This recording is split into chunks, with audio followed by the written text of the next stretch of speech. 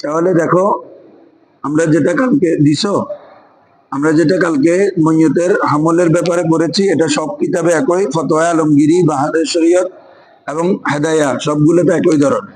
Clear?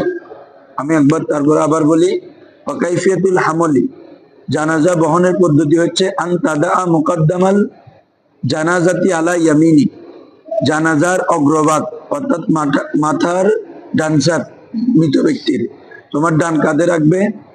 তারপরে সুম্মা মুআখিরুহা আলা ইয়ামিনি, এবং ওই ডান ডান পাশের পিছন সাইড, এটাই ডান পাশের পিছন সাইডও ডান কাঁধে।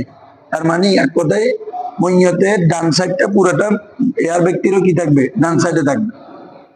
এরপর আসো সুম্মা মুকদ্দিমুহা আলা ইয়াসারি, এরপরে তার মুকদ্দম মানে অগ্রভাগ অর্থাৎ বাম পাশের অগ্রভাগ আমাদের বাম কাঁধে থাকবে। সুম্মা মুআখিরুহা আলা ইয়াসারি, এবং তার পিছনের অর্থাৎ বাম পাশের পিছনের সাইডে আমাদের বাম কাঁধে থাকবে। এটা হচ্ছে দাফন কি বলে যে হামলের পদ্ধতি, এবং প্রতিটাতে 10 কদম করে দিবে, এবং 10 কদম করে দেওয়া এটা সুন্নাহ দ্বারা সাব্যস্ত। কি দ্বারা সাব্যস্ত? সুন্নাহ দ্বারা সাব্যস্ত। এই আরো দিকে আসো, আমার থেকে শিক্ষা নিতে হবে তখন বেশি নারুন দিই।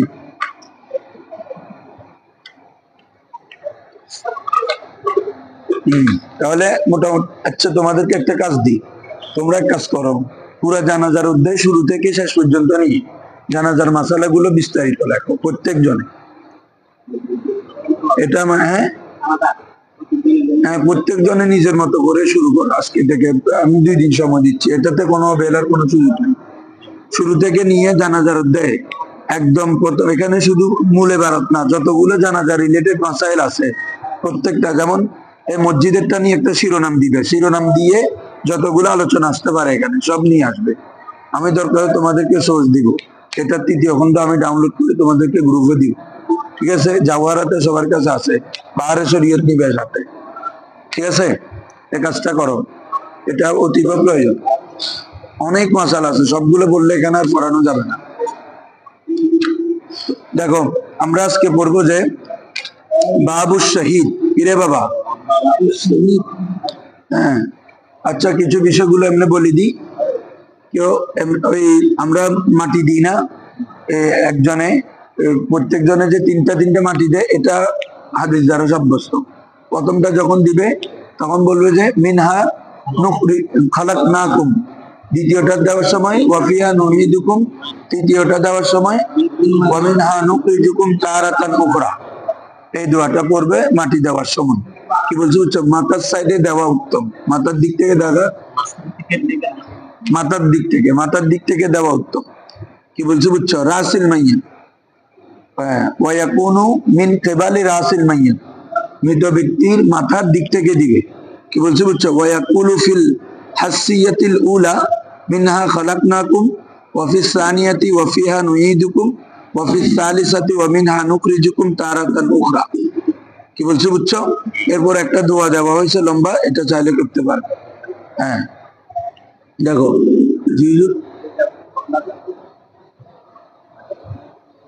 মাটি মাটি হ্যাঁ রাখার পরে মানে যারা উপস্থিত জানা যায় ইয়া হবে, কাবলার দাফন মানে শেষেও দিতে পারবা, শুরুতেও দিতে পারবা। মূলত হচ্ছে মানে তুমি ওকে দাফন দেওয়ার একটা ফজিলত অর্জন হওয়ার। দেখো এরপরে উত্তম হচ্ছে কোন ব্যক্তিকে যদি, যে কবরস্থানে কোনো মকবুল বান্দা আছে, আল্লাহর ওলি আছে, আলেমরা শুয়ে আছে, এরকম কবরস্থানে কবরস্থ করা। কি বলছো বুঝছো? কারণ এরকম অনেক ঘটনা আছে যে পাশের কবরের মধ্যে আওয়াজ হওয়ার কারণে অন্য পাশের কবরের মধ্যে একজন নেককার ইমানদার ব্যক্তি, তার ইবাদতে ডিস্টার্ব হচ্ছে, এই কারণে উনি দোয়া করার কারণে তার আযাব বন্ধ হয়ে গেছে। কি বলছো বুঝছো? এবং সালিহিনদের সাথে বলে না একটা ওই তোমার ওদের একটা আসর আসবে, ওদের কাছে প্রভাব, এই জন্য এটা আফজল। আফজল হচ্ছে ওয়াল আবদালু লিদাফনি ফিল মাকবারাতিল্লাতি ফিহা কুবুরুস সালিহিন, দাফনের জন্য ওই কবরস্থান আফজল যেখানে সালিহিনদের কি রয়েছে, কবর রয়েছে। এবং শুধু তাই নয়, এখানে বলা হচ্ছে যে এটা জাওহারাতুন নাইরা এবং ফতোয়ায়ে স্বামীর মধ্যে আছে এই কথাটা, যে মৃত ব্যক্তিকে দাফন করার পরে তার আত্মীয় স্বজন বা যারা দাফন কাজ শেষ করবে তারা কতক্ষণ ওখানে অবস্থান করবে, কতক্ষণ, যতক্ষণ একটা ওট জবাই করতে সময় লাগে এবং ওই ওটের গোস্তগুলো মানুষের মাঝে বন্টন করতে সময় লাগে। কি বলছি বুঝছো? মানুষের মাঝে ওই ওটের গোস্তগুলা এবং ওই ওট জবাই করতে যতক্ষণ সময় লাগে ততক্ষণ তারা সেখানে অবস্থান করবে এবং কোরআন তেলাওয়াত করবে, এমনকি কোরআন তেলাওয়াত করবে এবং মাইয়্যিতদের জন্য দোয়া করবে। ঠিক আছে না? দাফনের পর আর কি, ওখানে আমরা দাফনের পর না এসে যে, তাহলে এখান থেকে বোঝা যাচ্ছে এই দলিলটা থেকেও তলকিনের বিষয়টা আরো সাবেত হয়ে যাচ্ছে না, যে কোরআন তেলাওয়াত করা, তার জন্য ইসালে সওয়াব করা, দোয়া করা, এগুলো সব জায়েজ। এবং আল্লাহ রসুল বলেন, যখন তোমরা মইয়তকে দাফন দিবা ওয়াকাফা আলা কবরি, আল্লাহ রসুল নিজেই মইয়তকে দাফন দেওয়ার পরে কবরের মধ্যে অবস্থান করেছেন। এবং শুধু তাই নয়, সাহাবাই কেরামকে বললেন ফাস্তাগফিরু লিআখিকুম, তোমরা তোমাদের ভাইদের জন্য ইস্তেগফার করো। ঠিক আছে? ওয়াসআলুল্লাহ বিহি আত-তাসবিহ, এবং তোমরা তার জন্য দোয়া করো আত-তাসবিহ, যেন সে এই মুহূর্তে দৃঢ় থাকতে পারে। এই মুহূর্তে কি থাকতে পারে? কেন? ফাইন্নাহু আল-আন ইউসআলু, কেননা তাকে এখন প্রশ্ন করা হবে। কি বলছি বুঝছো? তাহলে এই সকল বিষয় থেকে মৃত্যুর পরে কি করা যায়? দোয়া করা, এটা উত্তম, এটা হাদিস শরীফ দ্বারা সাব্যস্ত। আসো এখন এরপরে আমরা এখন নতুন একটা অধ্যায় পড়বো, বাবুশ শহীদ। আমি কিন্তু এটা সম্পর্কে আজকে পড়া দেখি নাই, ধরো দেখতে বসছি, মানুষ দুইটা আসছে, পুরো রাত দিচ্ছে। ধরো বাবুশ শহীদ, শহীদ এটা শাহিদা ইয়াশহাদু থেকে, কার থেকে? হ্যাঁ, অর্থাৎ এখানে শহীদ মানে হাজির হওয়া। কি হওয়া? শহীদ বলা হয় এজন্য কারণ তাদের জানাজার মধ্যে ফেরেশতারা হাজির হয়। বলো, তাদের জানাজার মধ্যে গিরে একজন ফেরেশতা, ওনার নাম মনে হয় কি সাদ বিন মুআজ, মনে ওই সাহাবায়ে কেরাম হাঁটতে জোরে, আল্লাহ রাসূল সাল্লাল্লাহু আলাইহি ওয়াসাল্লাম এবং সাহাবায়ে কেরাম জোরে হাঁটতেছিলেন না, বা হাঁটতে কষ্ট হচ্ছিল। কেন? ফেরেশতাদের আগমন বেশি হওয়ার কারণে অতিমাত্রায় ফেরেশতা ওনার জানাজায় কি হয়েছিল? উপস্থিত হয়েছিল। কি বলছি বুঝছো? অথবা শহীদ বলা এই জন্য যেহেতু তাদের জন্য জান্নাতের সাক্ষী দেওয়া হয়েছে। কি দেওয়া হয়েছে? মানে তাদের জন্য লিয়ান্নাহুম মাশহুদুম বিল জান্নাহ, তাদেরকে কি জান্নাতের সাক্ষ্য দেওয়া হয়েছে। হ্যাঁ, আসো এখন এই দুইটা বলা হয়েছে আর কি।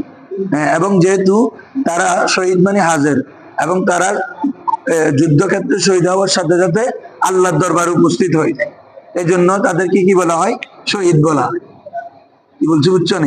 নি ধরো, আর শহীদু মান কাতালাহু, দর্শো, আর শহীদু মান কাতালাহুল মুশরিকুনা আও উজিদা ফিল মারিকাতি ওয়া বিহি আসারুন আও কাতালাহুল মুসলিমুনা যুলমান ওয়া লাম ইয়াজিব বিকাতলিহি দিয়াতুন ফায়ুকাফফানু ওয়া ইউসাল্লা আলাইহি ওয়া লা ইউগাসসালু। ধরো, বলা হচ্ছে আশ-শহীদু, শহীদ কাকে বলে? একটা দেখো, শহীদে হাকিকি আর একটা শহীদে হুকমি। বলো, শহীদ কয় ধরনের? একটা হচ্ছে শহীদে হাকিকি, আর একটা শহীদে হাকিকি হচ্ছে যে আল্লাহর কালিমাকে বুলন্দ করার জন্য কাফের মুশরিকদের, কুফফারদের বিরুদ্ধে ইলায়ে কালিমাতিল্লাহ, আল্লাহর রাস্তায় জিহাদ করতে গিয়ে যে শহীদ হয় তাকে বলে কি? শহীদে হাকিকি। তাকে বলে কি রে? আর কতগুলো আল্লাহর রাস্তায় জিহাদ করার জন্য নয়, এমনি হুকমান তাকে শহীদের মর্যাদা দেওয়া হয়। কি রে? যেমন আগুনে পুড়ে মারা গেলে, পানিতে পুড়ে মারা গেলে, অ্যাক্সিডেন্টে মারা গেলে, বিষ খেয়ে মারা গেলে, এগুলোও শহীদ। তবে এগুলা শহীদে হুকমি। কি রে? শহীদে হুকমি। তো এরাও শহীদের অন্তর্ভুক্ত। বিষ খাওয়ায়, খায়ে মরলি অন্য আত্মহত্যার হুকুমে চলে যাবে, দেখো এটা হচ্ছে কতলুন নফস হয়ে যাবে তখন। তাহলে আর-শহীদ, শহীদ হচ্ছে মান কাতালাহু, যাকে কতল করেছে, আল মুশরিকুনা, কে রে? আও উজিদা, অথবা পাওয়া গিয়েছে, ফিল মাআরিকা, যুদ্ধক্ষেত্রে। ফিল মাআরিকা মানে কি রে? যুদ্ধক্ষেত্রে পাওয়া গিয়েছে। ওয়া বিহি আসারুন, এবং শহীদ আবার কিও রয়েছে? আসরও রয়েছে, মানে কাটচির রয়েছে, তোমার কোনো দিকে ক্ষত চিহ্ন রয়েছে, আঘাতের চিহ্ন রয়েছে, অথবা অস্ত্রের আঘাত রয়েছে, যে কোনো কি রয়েছে রে বাবা, আসর রয়েছে। হ্যাঁ, কত রক্ত বের হচ্ছে, মানে যতগুলো আহত হওয়ার কি থাকে, আসর থাকে। চোখ বা কান, যে কোনো অঙ্গ প্রত্যঙ্গ তোমার ছিন্ন হওয়ারও কি থাকে, মানে এক কথায় মজরু হওয়ার কি থাকে, আসর থাকে। কি হওয়ার? মজরু, আঘাতপ্রাপ্ত হওয়ার কি থাকে হুজুর? আসর থাকে। তারপরে আসো, কবি আও কতালাহু, অথবা তাকে কতল করেছে আল মুসলিমুনা, কিরে মুসলমানরা, জুলমান অন্যায় বশত, অত্যাচার বশত মুসলমানরা কি করেছে? কতল করেছে। হ্যাঁ,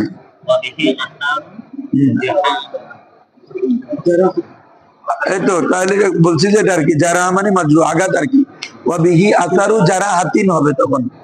হ্যাঁ, ওয়াবিহু আসারু, ওয়াবিহি আসারু যারা হাতিন, তখন তার উপর জারাহা, অর্থাৎ কি বলে যে তোমার আঘাতের আসর পাওয়া যাবে, চিহ্ন পাওয়া যাবে।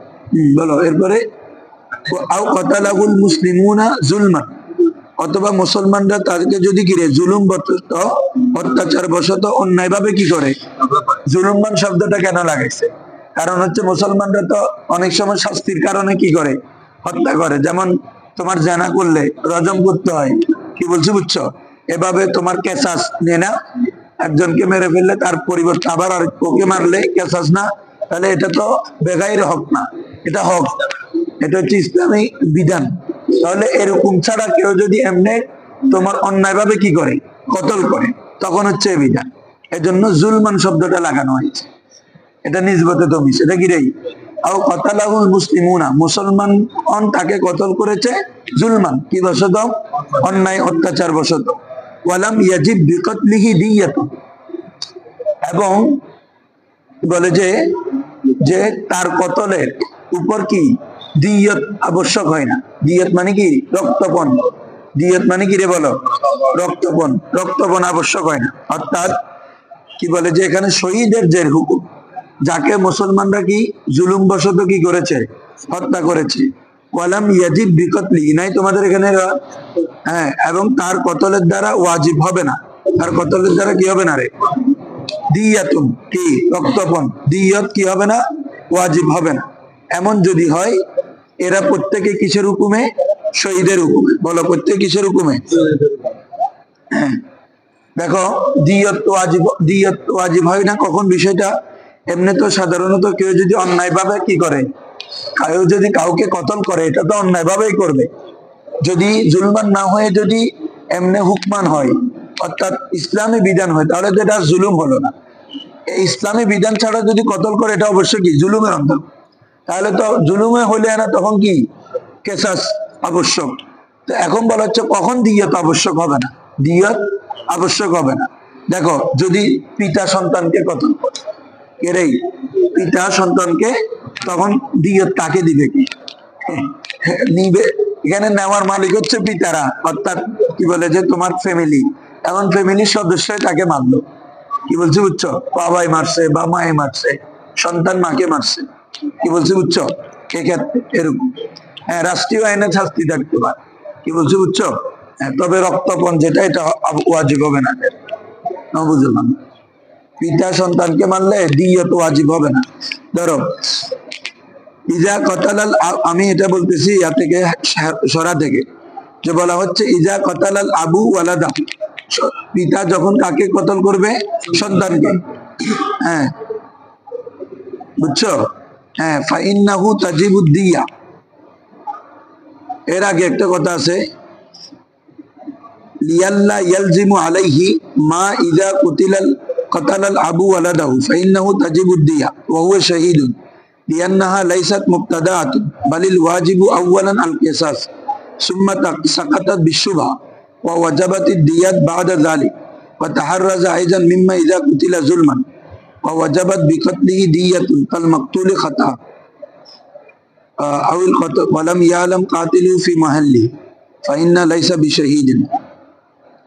এখানে কিছু বিষয় বলা হচ্ছে, যে ধরো পিতা যদি সন্তানকে কতল করে, এমনি একটা হচ্ছে কেসাস, আরেকটা হচ্ছে দিয়ত। দিয়ত মানে বুঝছো না, একটা নির্দিষ্ট টাকা নিবে আর কি, 1 লাখ 2 লাখ 3 লাখ যতটুক ওই ফ্যামিলির সাথে কতল যাকে করছে মাকতুলের পরিবার এবং কাতেলের সাথে হয়ে যেই সন্তুষ্টি চিত্তে যে কি হবে চুক্তি হবে যেই টাকার, এটাকে বলে দিয়ত। এটাকে কি বলে রে?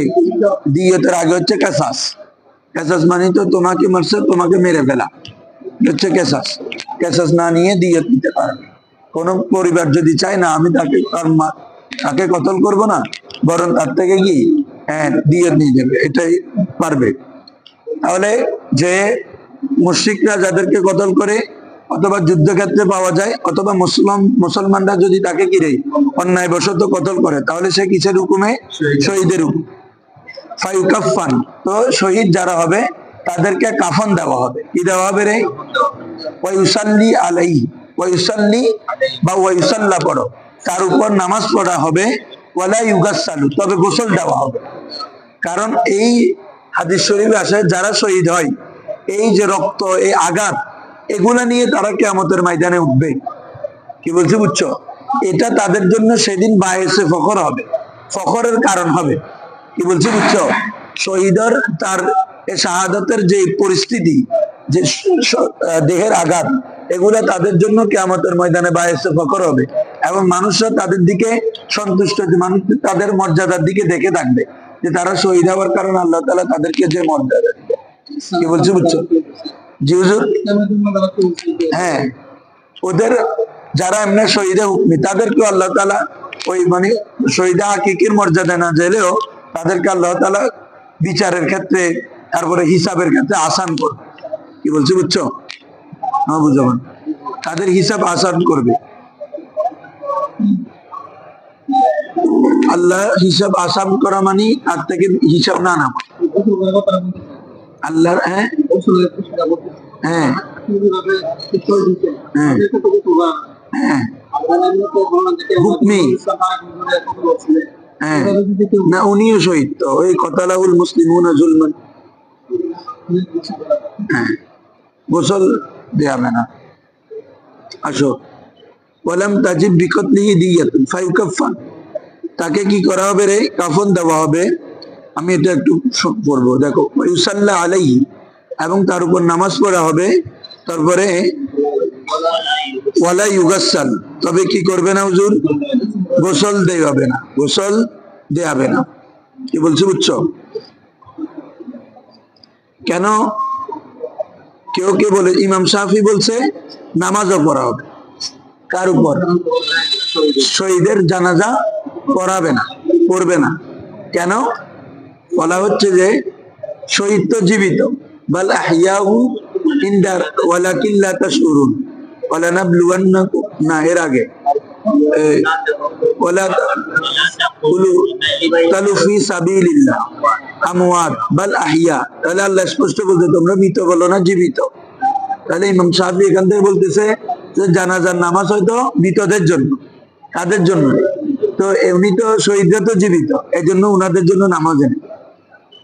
কি বলছি বুঝছো? হ্যাঁ। তারপরে বলা হচ্ছে, তিনার আরেকটা দলিল আছে।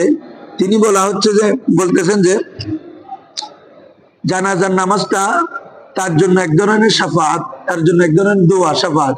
ওদের এই শহীদ তো এগুলা থেকে কি ইস্তেগনা, সে এটার মুখাপেক্ষী নয়। শহীদ ব্যক্তি, তার জন্য তো আল্লাহ তাআলা আলাদা দরজা রেখেছেন, তার জন্য তো জান্নাত অবধারিত। তাহলে এই জন্য উনি বলতেছেন শহীদের জন্য কি নেই নামাজ, জানাজার নামাজ নেই। কি বলছে বুঝছো হুজুররা? কিন্তু আমাদের কথা হচ্ছে আল্লাহ রাসূল অনেক শহীদের কি পড়েছেন? জানাজা পড়েছেন। ঠিক আছে না? এই জন্য ফেলে রাসূল যেহেতু সাব্যস্ত হয়েছে, এবং কাদের ব্যাপারে? সাহাবাদের ব্যাপারে, তাহলে অবশ্যই জানাজার নামাজ পড়া হবে। তবে গোসল দিবে না, এবং তাদের যে কাপড় আছে এগুলা খুলবে না। এই কাপড় যেগুলো আছে এগুলো কি রে? খুলবে না। কি বলছে বুঝছো? হ্যাঁ, কাপড়। দেখো, ওয়াইদা উস্তুশহিদাল জুনুবু গুসিলা ইনদা আবি হানিফা। দেখো, কোন জুনুবি যদি কি হয় রে? শহীদ হয়। কোন জুনুবি যদি কি হয় রে? শহীদ হয়, তখন তাকে গোসল দেওয়া হবে। কার মতে? ইমাম আজমের মতে। তোমরা জানো হযরত হানজালা রাদিয়াল্লাহু তাআলা, ওনাকে বলা হয় গসিলুল মালাইকা। গসিলুল, কেন? হযরত হানজালা রাদিয়াল্লাহু তাআলা বিয়ে করার পরপরেই যখন তিনি স্ত্রীর সাথে নির্জনে অবস্থান করছিলেন তখন জিহাদের ডাক আসছিল, তখন তিনি ওখান থেকেই জিহাদের ডাকে কি সাড়া দিয়েছে। ওখানে ওইটার পক্ষে একটা আয়াত নাযিল হয়েছে, যখন আল্লাহ রসুল তোমাদেরকে ডাক দিবে তোমরা সাথে সাথে কি দাও, সাড়া দাও। এটা অন্য ব্যাপারে। তারপরে যে দেখো ওনাদের মানে এটা কেমন ছিল, তো এটা লম্বা একটা হৃদয় বিদারক ঘটনা। আসলে আমি মূলটা বলতেছি।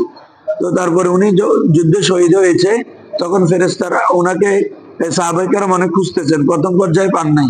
তখন আল্লাহ রসুল বলেছেন উনাকে ফেরেশতারা কোথায় গোসল দেওয়ার জন্য গোসল দিচ্ছে আসমানে। কি বলছে বুঝছো? ফেরেশতারা উনাকে গোসল দিচ্ছে, এই জন্য উনার লকব হয়ে গেছে কি রে, গসিলুল মালাইকা।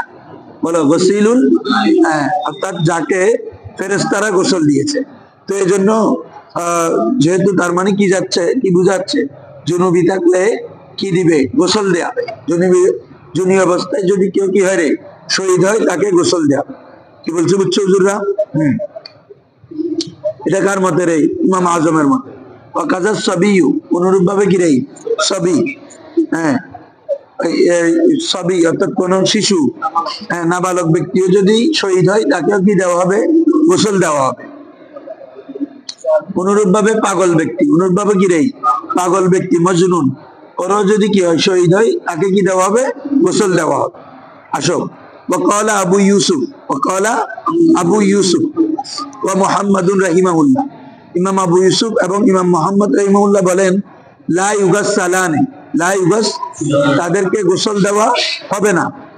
মানে লা ইউগাসসালানি মানে লা ইউগাসসালানি, লা ইউগাসসালুল জুনুব ওয়াস সাবি, লা ইউগাসসালুল জুনুব অর্থাৎ কি জুনুবি এবং নাবালেগ ব্যক্তিকে কি দেওয়া হবে না রে, গোসল দেওয়া হবে না।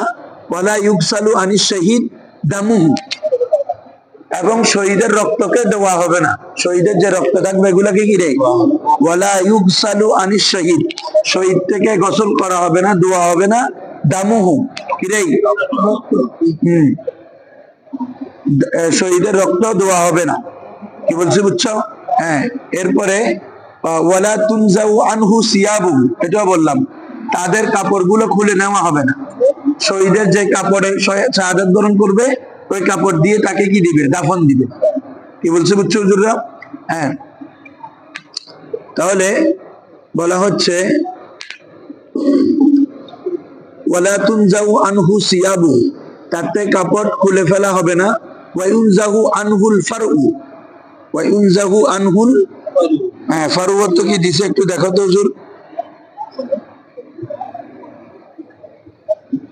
ওয়াল খুফু ওয়াল হাসু ওয়াস সিলাহু,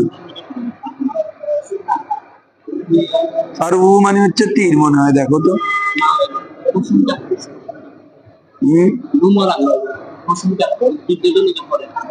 বর্ম, বর্ম, লোমযুক্ত পোশাক বলতেছে যে ফারউন।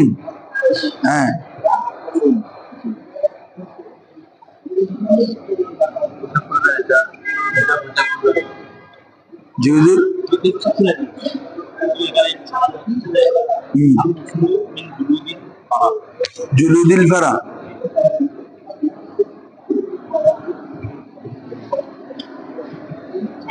আচ্ছা, আল মুসনু মিন জুলুদিল ফারা, ঠিক আছে, অর্থাৎ ফারার চামড়া দিয়ে যেগুলো কি হয়, তৈরি হয়।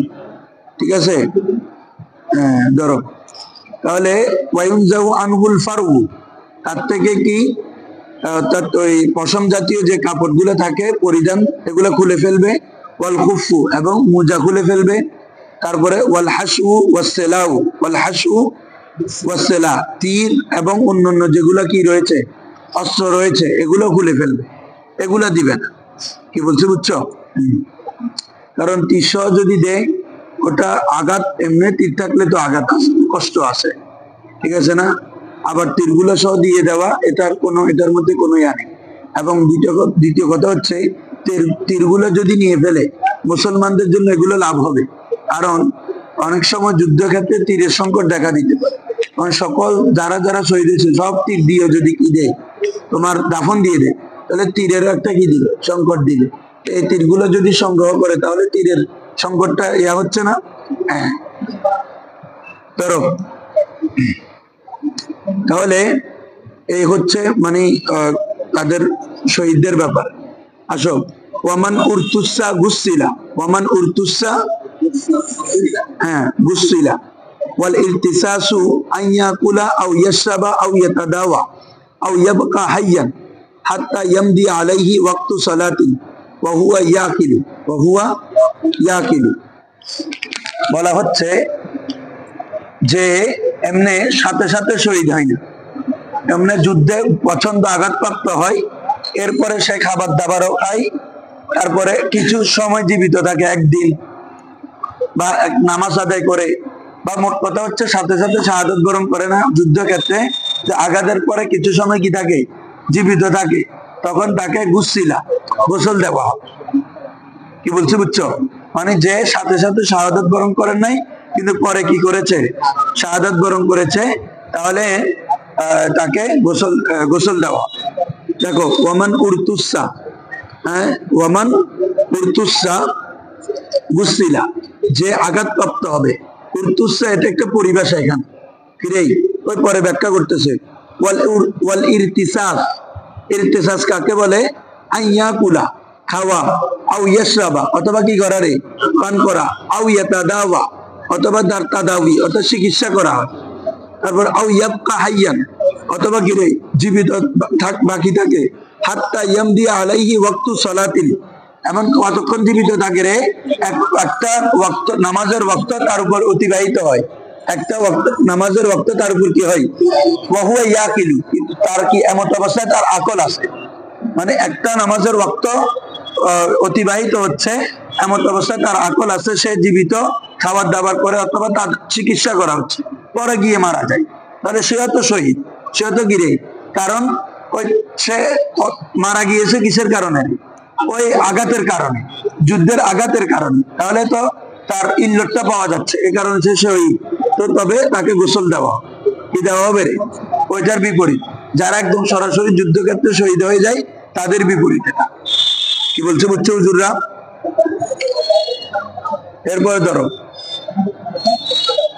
আও ইউনকালু মিনাল মারেকা, ঠিক আছে বেরত, হ্যাঁ আও ইউনকালু মিনাল মারেকা ওয়া হুয়া ইয়াকিলু, অথবা যুদ্ধক্ষেত্র থেকে নিয়ে আসা হয়েছে, কি রে, যুদ্ধক্ষেত্র থেকে আও ইউনকালু অথবা ফিরিয়ে আনা হয়, মিনাল মারেকা মানে কি রে, যুদ্ধক্ষেত্র থেকে ফিরিয়ে আনা হয়, ওয়া হুয়া ইয়াকিলু, এমত অবস্থায় তার আকল আছে, তার আকল আছে, সে হাত পা লাগতেছে, নড়াচড়া করতেছে, দেখতেছে, আকল আছে। কি বলছে বুঝছো?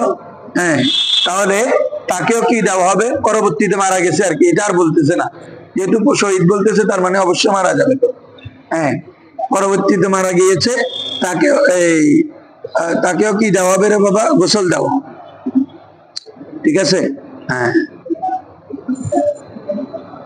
তারপরে আসো, ওয়ামান কুতিলা ফি হাদ্দি আও কিসাসিন গুসিলাম। দেখো, যাকে কোনো হদ প্রয়োগ করার ক্ষেত্রে গিয়ে কতল করা,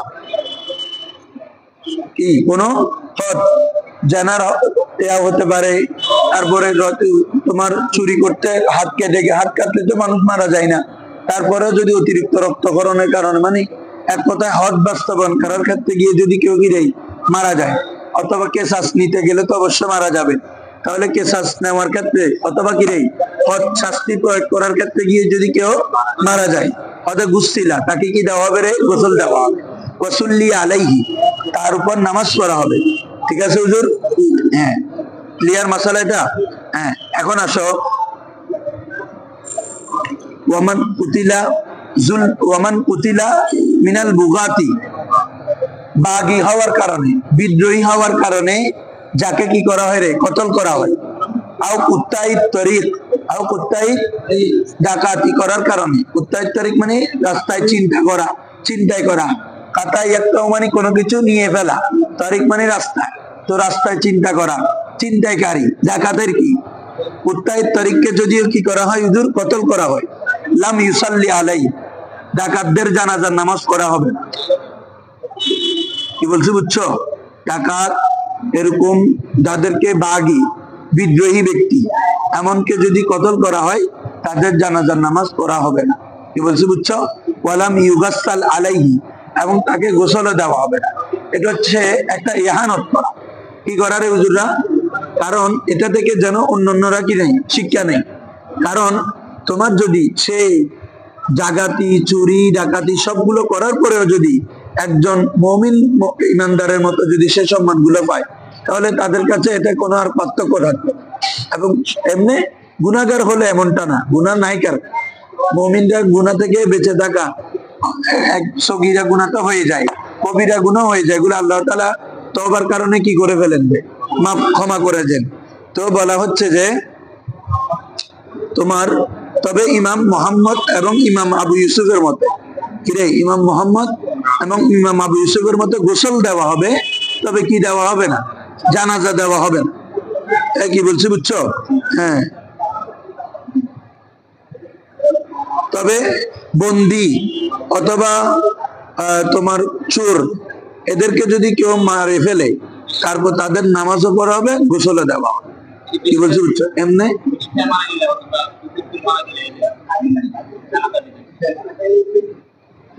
জানাজা দিবে, জানাজা দিবে। চলো,